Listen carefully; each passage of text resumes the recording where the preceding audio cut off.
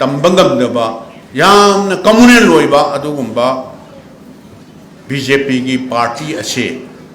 अखोई चुमनदगी मणिपुर तना भारत पुंबदगी मसी मरु फंगना मुथननबा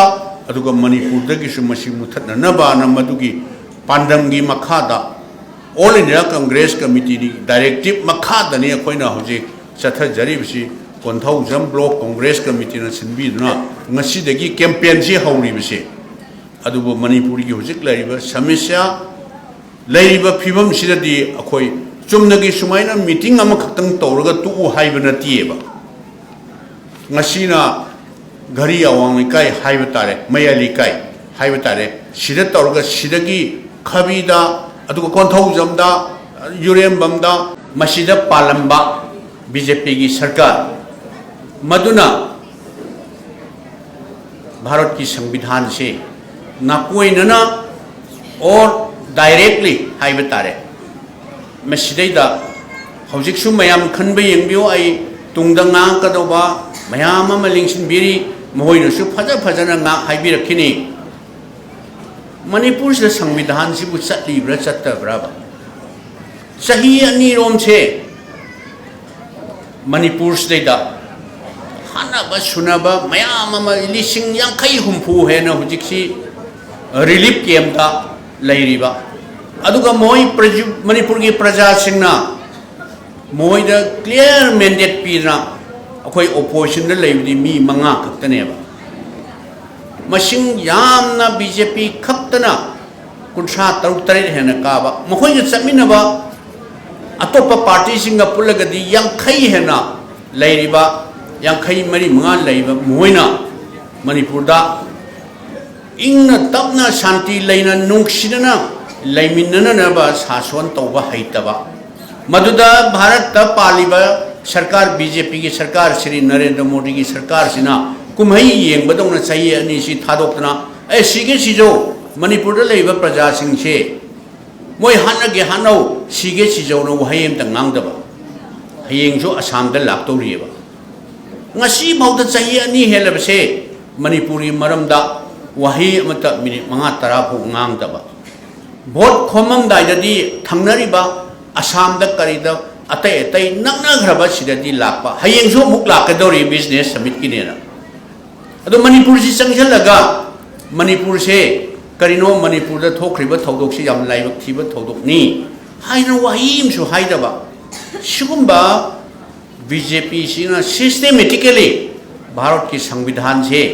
खोंगाव नरपा अदुगा मणिपुर लैबा प्रजा सिंसे यामना हंधबा मियेंग अमदा येंगगा तौरिबा शासन असे मसिना तापदी बापूजीना पामजरंबा नॉन वायलेंस हिंसा यावदबा अदुगा डॉक्टर भीमराव अंबेडकर ना ड्राफ्टिंग कमिटी की चेयरमैन यावरगा इबिरंबा संविधान से खोंगाव नबा हाइबा तारे हौजिकसु येंबियोबा मोई एलायंस के यावरगा हुम्फोगी मनुदा मोई यांखै मंगा लैरिने सरकार सेमन बयारिनेबा हानगी chief minister Shri Biren resign तौरे रिजाइन एक तौहिबगा मोई हुजिकसु एब्सोल्यूट मेजॉरिटी ओइरिबनेबा मोई सरकार अमा अमुक सेमन बयाएबा मसिदी संविधान से संविधान द पीरिबा अखोई पुनमकी हक से मसि खुंगावनबनेबा अदुननी अखोइना भारत असे महात्मा गांधी जी ने पामजरंब मंगलान अदुगा डॉक्टर भीमराव अंबेडकर ने इबिरंबा संविधान से मसीगी मराई बक्सी कराई द लाकनी अदुगा भारत असे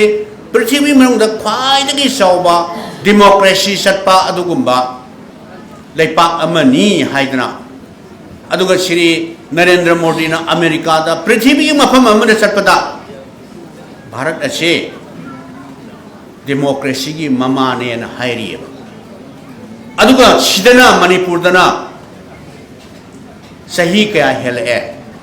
पंचायत की इलेक्शन ताम लोइदना सही अनि हुम हेंगलाबसे हुजि फावबा इलेक्शन तौबिद्रिएबा म्युनिसिपल काउंसिल की इलेक्शन सही अनि हेंगलाबसे सही अनि हेलाबसे इलेक्शन तौबिद्रिएबा सिंगी ऑटोनोमस डिस्ट्रिक्ट काउंसिल की से ताम लोयर बचे हुचुफो इलेक्शन तौबिद्रिएबा से अमरोमदना माना अतै अतै पृथ्वी लेपाक सिंगने चटपदा ख्वाइदगी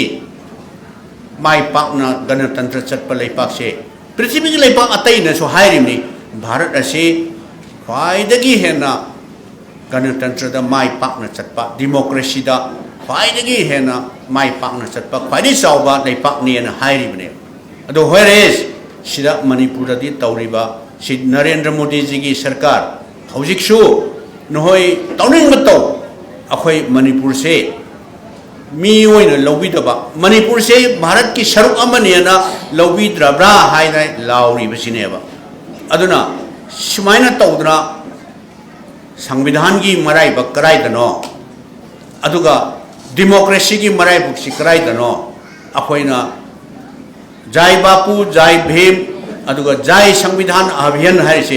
संविधान से अखोई मयाम चंगना मसी कनबा अमा प्रोटेक्शन पीबा अमा अदुगा मसीबु ड्राप तौबिरंबा डॉक्टर भीमराव अंबेडकर से हंदकता भारत की पार्लियामेंट दा अमित शाह न मासी खुंगाउना बगल लोइना मासी ngangiबनेबा अदुमाइ तौदना अखोई मोय मतिक नते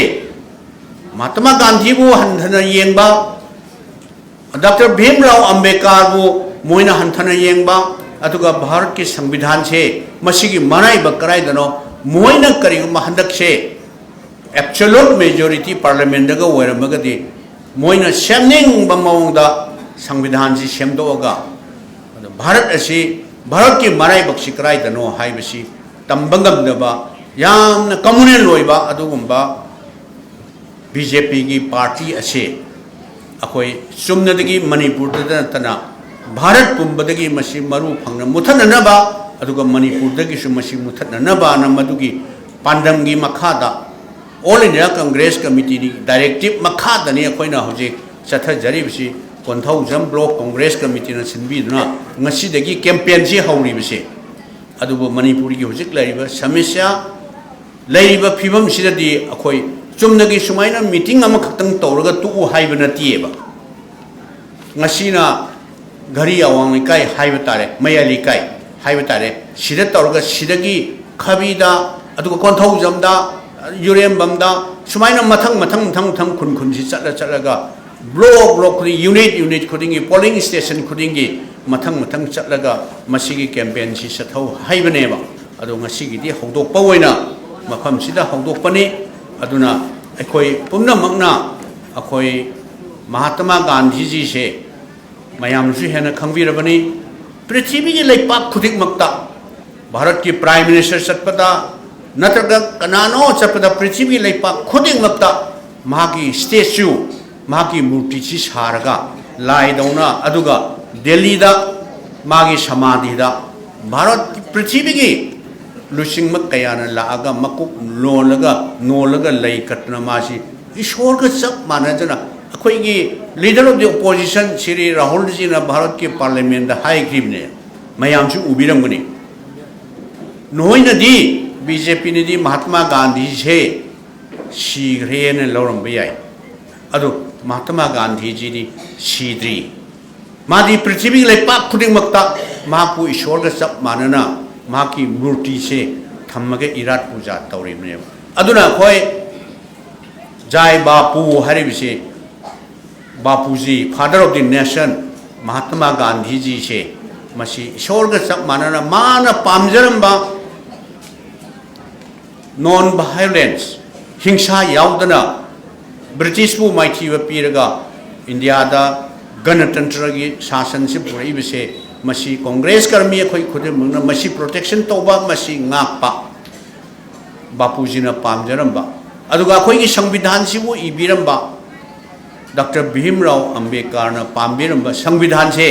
अखोई मयाम चंद्रा मसीबु सेमदोक सेमजिन यहंदनबा मसीबु ngaknanaba अखोई तौबा लोइनना मणिपुर दा भारत दा मरा चेटपा यामना शांति लैबा सरकार अमा हाइब तारदी कांग्रेस पार्टी नतना तई पार्टी अमतना अखोई केनो तौब ngमोय अदर मणिपुर दने बीजेपी की बु सरकार अमगु लाबा यामने हाइजनिंगे बीजेपी की सरकार अमगु लाबा 18 जून मयाम काउबिरब्रो